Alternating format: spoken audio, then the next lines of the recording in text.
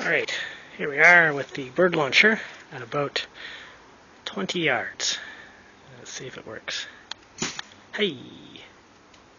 Alright. 20 yards. Works good.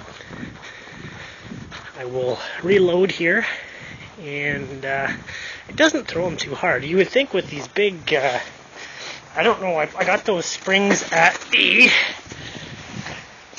junkyard. Someone threw out a bunch of springs, so I ended up picking some up one day, and so I just used what I got. Excuse me while I reload this one.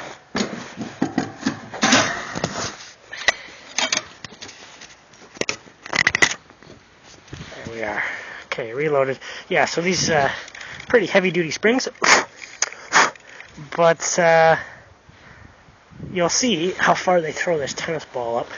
Tennis ball not that heavy, and I suspect that a pigeon wouldn't go as high, but we'll see here. Here we go.